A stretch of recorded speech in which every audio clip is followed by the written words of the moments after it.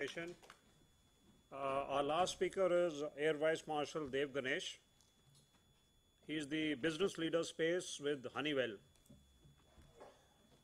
While in the IAF, he was a qualified flying instructor, instrument rating, examiner, and fighter combat leader. He has commanded a fighter squadron. Then he was also Director Air War Strategy Cell at Air Headquarters. And having commanded a radar station, he also commanded a flying base. He's established his presence as a thinker, speaker, and writer on strategic, network-centric, and military space issues. Before moving on as Assistant Chief of Air Staff Personnel, and finally SASO, Maintenance Command, from where he retired from the IAF in June 2009. In his present appointment, he's been interacting with many branches of ISRO. He also interacts with other space users in India in various aspects of activity spanning military aviation and aerospace issues. He's going to speak to us on soldier applications. Over to you. Thank you, General Katoj. Good afternoon, ladies and gentlemen. One issue actually, if you will reflect on for a moment, is that any meaningful battle or military operations, or any operation for that matter, depends on one prerequisite, and that is an adequate, by adequate I mean normally it implies total situational awareness. Now, whether you're talking about a battle which happened in historical times, or whether you're talking about what's happening in Saudi Arabia today or Afghanistan, the value of situational awareness invariably centers around one or two basic issues. The first is normally the simplest. That is your own position, not the enemy's, your own position. Where are all your people? Where are they located? Are they in okay shape? Are they functioning as well as they should be? Have they come under fire? What are the casualties they've suffered? And then we get down to other forms of situational awareness, like what is the enemy doing? Has he got reinforcements? Where are his forces? Are they moving in which direction? And so on and so forth. Now, we tend to take the simplest as actually the simplest. That means our own resources. Believe you me, most of the basic reverses which have been suffered in military operations have got a small to a medium part to play in having an inadequate or insufficient knowledge of what or which part of your force is not exactly the way you thought it would be. And that invariably is the weak link in the chain. Now, we've heard all the speakers today talking about various aspects, starting with the OODA loop, going down to how to spread awareness of various dispositions of your own forces, either that or the enemy, either through digital images or any other kind of electronic intelligence, down to your own forces. Basically, what I'm going to concentrate on today is two simple aspects of increasing your awareness of your own forces about themselves, starting with the man on the ground, the foot soldier, and ending up with the same man on the ground, but this time in a vehicle, because now his radius of operation becomes that much bigger. Now, if you see this slide in front of you, you have movement in 2 or 3 different types of vehicles. You got helicopters, you got amphibious forces, or maybe ships at sea, or you got tanks, lorries, trucks going across the surface of the terrain. A short while ago, we heard a description, and a very nice description, where we were told of what a normal foot soldier can expect in the realm of an information database about his immediate terrain of interest. Now, let's go a step further than that. All of you would have heard about or would have knowledge of small little modules which a soldier can carry, which can pick up a GPS signal and carry out various extrapolations from that. What we are trying to do is something more. it is bringing down a certain amount of intelligence, whether it is your own position, not in the open. Suppose you are in a house, let's say. Suppose you are in a group of 2 or 3 people flushing out a terrorist network in a building in J&K, let's say. The moment you enter the building, your access to the internet, to the GPS is compromised. It may be totally cut off, it may be in patches, may be better when you're close to a window, and worsen as you go inside the building, and so on and so forth. What happens to your awareness at that time? That is something we are looking at. So we made a beginning in this area, and if you've all been reading the papers, you know that the progress Honeywell has made in bringing an inertial navigation system down to artillery units in the Indian Army. So we'll take the first example. Once having got the location of our own forces, once being aware of the location of the own forces, we need to be able to not just depend on a GPS, which is taken for granted these days, but do what is called dead reckoning. Dead reckoning means to utilize your observation of your own last position, of the amount you have, measuring the amount you have moved in the intervening period, and in case you do not have GPS contact, then trying to work out or extrapolate your new position. Now, I won't cover all of this, I know we'll push for time, but basically we use a system of 2 or 3 aspects of present day state-of-the-art technology put together in a thing called a MEMS, M-E-M-S. MEMS stands for Miniature Electromagnetic System. Basically, it means that in a card so small and about maybe less than half an inch thick or maybe a centimeter thick, you can have components like fiber optic lasers, gyroscopes. You can have components like accelerometers, compasses, or maybe all 3 located in that small system. So if you build a small unit which can clip onto the belt of a soldier, let's say, and from outside the terrain he's told to move into a building and flush out some terrorists hiding there. The moment he goes into that building, he loses GPS contact. So that means the moment he crosses the door of that building, that's his last known fix as per GPS, which is pretty accurate, as you know. Now, how does he measure his progress inside the building? Maybe it's a 3-story building. Maybe there are subfloors. Maybe there's a cellar. Now, how is the system going to know exactly where he is? Suppose it's a long building, about 300 or 100 yards long. Suppose there's an artillery gun.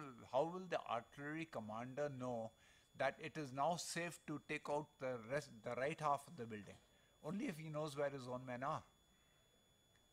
So, if you had an accelerometer which can sense a movement either front and back or left and right of anything more than about 0.1 or 2.5 G, that means that's the equivalent of taking a step, right?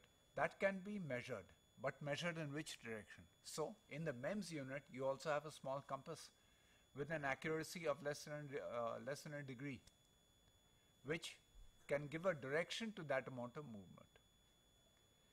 Unlike a process of integration where a computer integrates a certain G-force to act in a certain direction in a certain time period and gives you a distance on the ground, what we are doing is, when that device is clamped to the soldier for more than about an hour or so, before that, it measures his average step and he senses those steps, which are different for each human being. So you got an accelerometer measuring his departure from a given position. You've got a compass which tells you which direction he's moving in.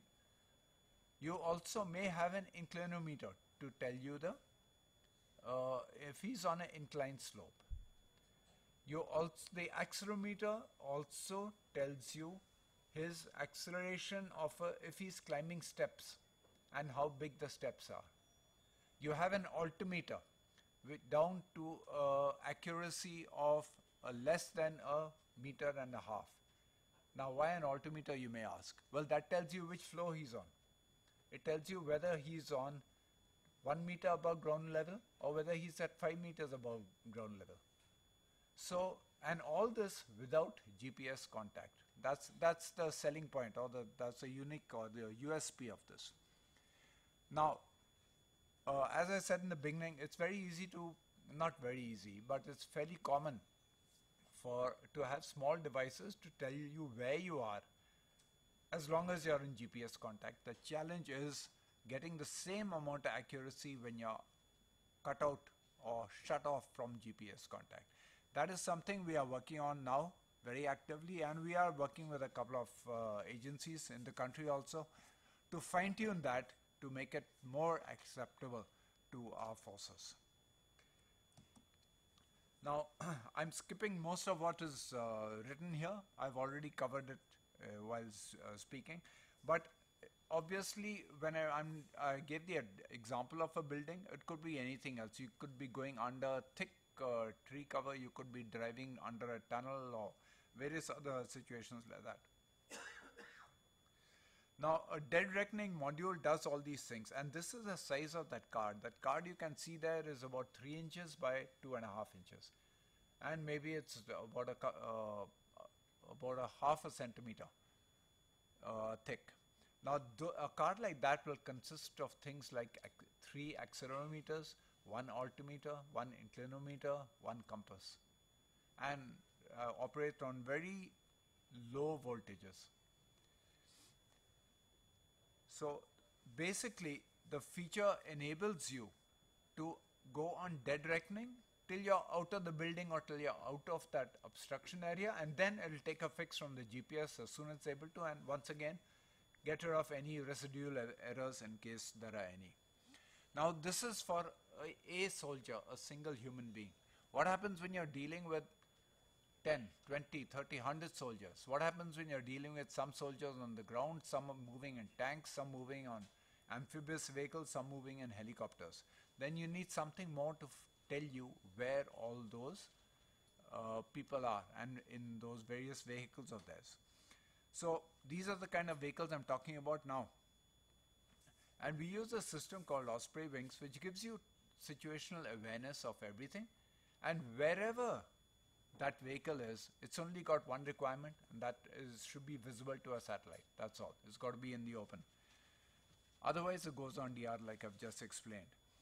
Now, from there, it gives a beep. You get a blip on your screen every 1 minute or 2 minutes to tell you where it is, anywhere in the world. It doesn't have to be within a certain range.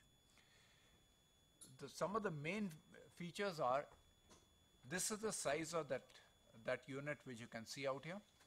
It's about 8 to 10 inches long, and it's got rubber suction caps behind. It can fit in like you have various gadgets which fit onto the inside of a car windscreen. It can happen like that in a helicopter windshield also.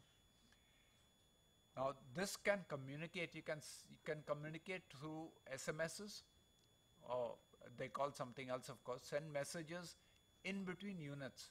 That means a helicopter can send a message to another helicopter, or it can send a message to a car on the ground, and so on and so forth, vice versa. These are some of the messages, these are some of the potential applications of messages that forces can interact when they're interacting with each other. The forces can share information. And we have forces like basically restricted at the moment to police forces in the various areas as written down on the right.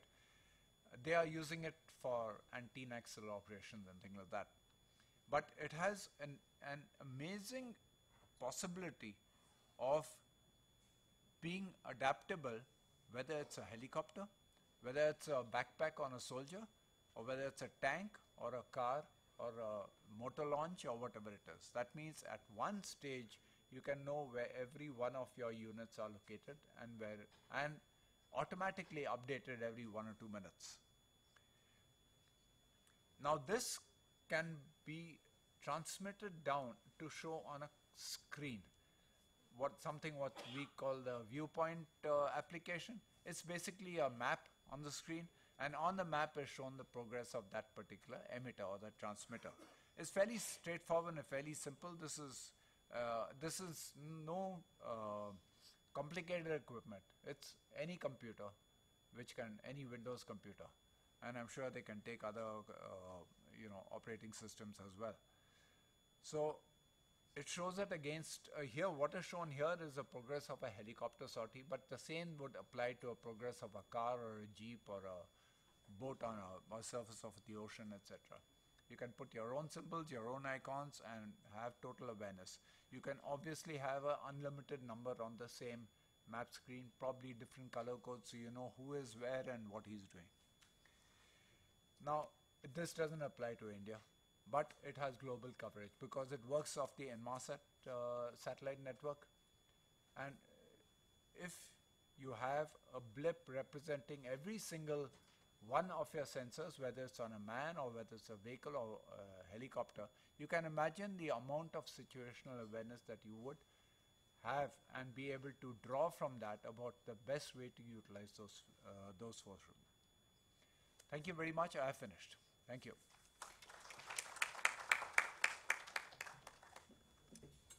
Thank you, AVM Ganesh.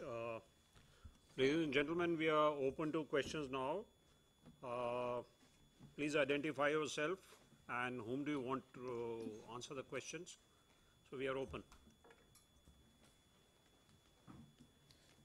Yeah, Madhukar Kulkarni from private industry. I got a question for Air Marshal Mr. Dev Ganesh. The question is, I request him to comment on the compatibility with the GLONASS system for which India is signatory in the future of your existing GPS systems. When India transits to GLONASS positioning system, currently you are using the GPS. What will be the future compatibility of your INS and other subsystems for situational awareness?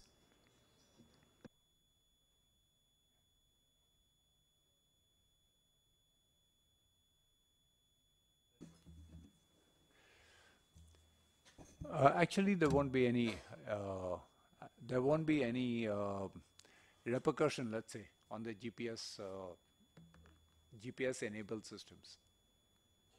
The short answer is no effect, because the systems which are being marketed today, and you said GPS, but I assume you mean other satellite-based application like Inmarsat or Iridium or whatever. It is the GLONASS. It is the GLONASS. It's the GLONASS, I know. But you wanted to know what will be the fate of the systems which are dependent today on other satellite systems like GPS. On the GPS, yeah. At the moment, there will be no effect, because all the systems that we are thinking of, or let's say which I know that the Indian forces are using, which are using the GPS systems today, they will continue using the GPS system. I mean, there will be no denial as far as that is concerned. Being whatever the situation is there with the current advances in the GPS systems, some of the modes are not accessible to India. If GLONASS is providing those modes, then they would like to use GLONASS. In that condition, will these GPS-based solutions be usable? That's my question. Well, purely from a business point of view, I would imagine not, because as a businessman, the first thing I would do is make sure that your product can't be used elsewhere. But I mean, that's the decision which will have to be made by the end user. That means if he feels that he's getting a better deal out of GLONASS in terms of accuracy, positional accuracy, and he'd like to shift, well, that's up to him whether it's possible for that particular application. One more question, sir. Would you also provide the ICDs with your INS, or it will be restricted to specific applications? ICDs for which INS? Your ICDs for INS, for example, I'm using for a specific system. I want to tailor it to some other system. Will it be possible to use it? You'll have to approach the the OEM for that particular system. Depending if it's an outright purchase, obviously there's no question of giving you ICDs with that.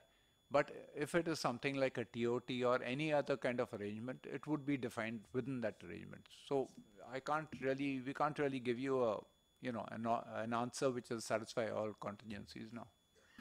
But it'll depend on the kind of business agreement you have with that OEM.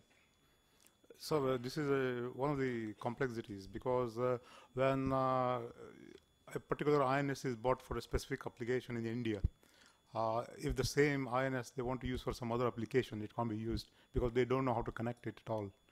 So if you're putting in a weather radar, suppose you want to change it over to some other activity, you just can't do that. Normally, when licenses are given, they're given for a specific reason. Suppose you're buying an initial system for a tank. Then the license will specify that you have been granted permission to use so-and-so INS system for this tank. If tomorrow, if you want to use it for something else like a artillery gun or for any other vehicle, it won't apply. Pranay, you want to add anything to that? No, sir. I understand. I'll just ask. So when you're talking about the inertial navigation system, are you talking about the personal navigation system that he spoke about, or are you talking about? I am not talking about personal navigation systems. All right. So as far as the inertial navigation system is concerned, that's ITAR. And as Marshal Dev Ganesh mentioned, when you are using something which is categorized as ITAR, it is specific to the license, and the end use is specified in that. If there is something that you want to use it for something else, license will have to be separately applied for, and it can be used. But provided you apply for a license and get that license. Yeah, I got it. You are in par with anybody else applying in that connection. Yeah, so I should have, you were the chairman, so I should have taken your permission. Yeah, is there anything else? Thank you, sir. Thank you. Sir, good afternoon. I am SN Yadav, scientist from DRDO. My question is to General Bhadran, sir. Related to international. Little loudly, please. Yes, sir. This is related to international border in Arunachal state, if you see, sir. And few times it appears that the machinery or system comes into action when it is news in the media for 1 day, 2 days, or 3 days, sir. So I would like to ask, is it a policy-related problems or problems like UDA or UDA-related problem or technological gaps problem, and what are being done in that direction? I don't think it is within the scope of my subject which I spoke today. I really can't comment on that. But technological gaps and UDA related problems, sir, you gave a lecture on UDA, I think. It is related to this. Policy matter cannot be discussed, but if technological gap is there or it is related to UDA, definitely, at least it can be I don't think there is a UDA related problem. There could be policy related problem.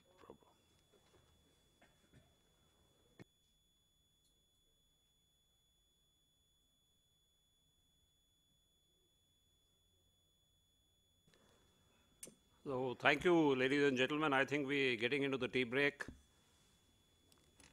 I'll only like to mention that the title of this seminar was Digitization of the Battlefield. India has been in battle for a number of years already, irregular battle. And when we are looking at technologies, we are not looking at the military alone. We have to look at the entire nation, and in particular the security sector. And I'm sure the powers that be will be looking at, starting right from the NatGrid down to the NCTC, of which there has been some talk that it may be revived, down to the SCTCs, and the battlefield management system right at the cutting edge, which is of the entire security sector. Again, I say not the military alone. And unless we get on with this, I think we can carry on with these seminars for a very long time. So I'd like to thank all the panelists for the excellent presentations. I'd like to thank FICCI and SP Guide Publications for giving me this opportunity to chair this session. And thank you and best of luck. Thank you, sir. We will now break for tea. Just a housekeeping announcement. Tea break for this seminar will be in the banquet hall. There is another tea break outside. That is for the other seminar. So please move to the banquet hall for the tea break.